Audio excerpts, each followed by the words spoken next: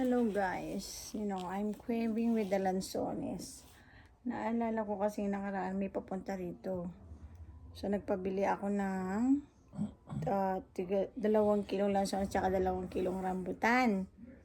At saka yung saging na nalatondan. Kaya lang hindi po nila nadala kasi nga po sumobra sila ng luggage. So ngayon, alam nyo ba kung magkano ang presyo ng lanzones dito sa Canada? Ginto po. Ginto ang 1 kilong lanzones dito. Ang 1 kilong lanzones dito is $28. Ito, bumili si Erica. Tinirhan niya ako. Actually, sa sobrang excited kong kumain, nakalimutan kong mag-vlog. Sabi ko, i-vlog ko. Ayan, nakakain na ako. Pero may natira pa naman. Matamis po siya.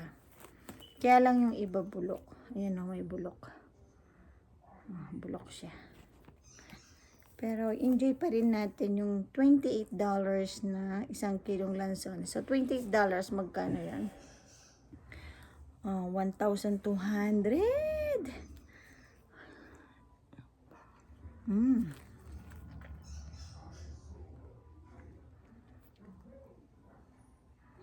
Harap.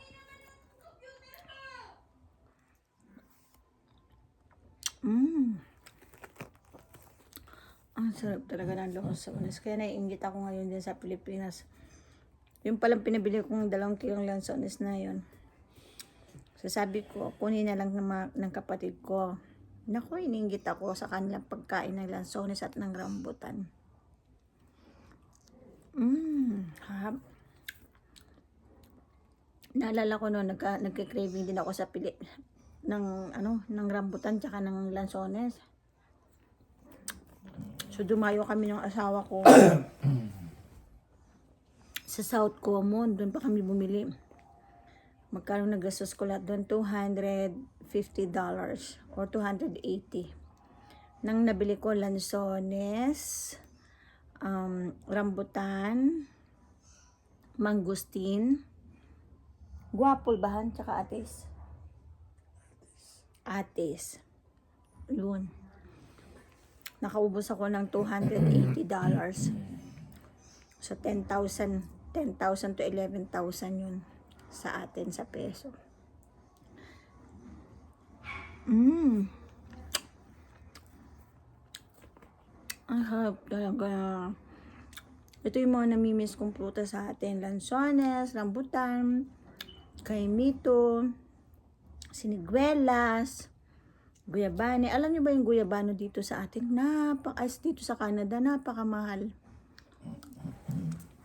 Hanggang kukunin mo lang sa likod ng puno. Di ba? Ang sarap guys, talaga, promise. Ang tamis.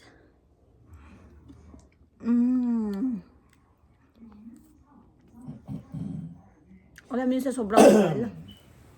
Kung pwede lang yung buto, pwede mo lang kainin mo. Sa sobrang mahal. Ang sarap guys. Gumawa na naman ako ng infused water. Pero by this time, hindi ko naman siya nilagyan ng mint. Ang nilagay ko is pineapple, apple, cucumber, at saka lemongrass.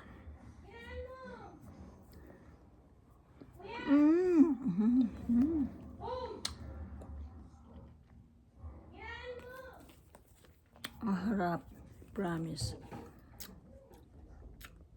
Erica, wax mo yung kilikili ko. Ang sarap. Enjoy natin ng $28. Imagine, ilang kilo na yun sa atin na lanzones.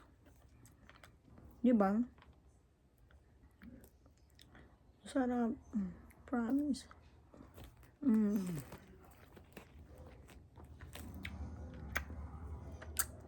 Nalala ko nanay ko. Paborito niya to. Mahilig si nanay ko kasi ng prutas.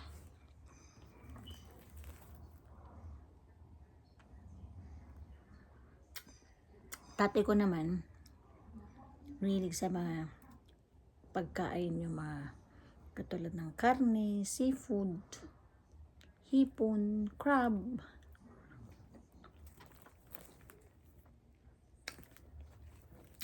Mga gusto niya, mga lechong kawali, crispy pata.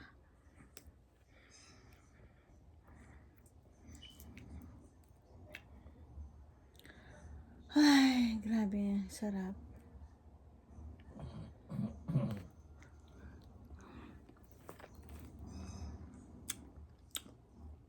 Ayan. Thank you guys.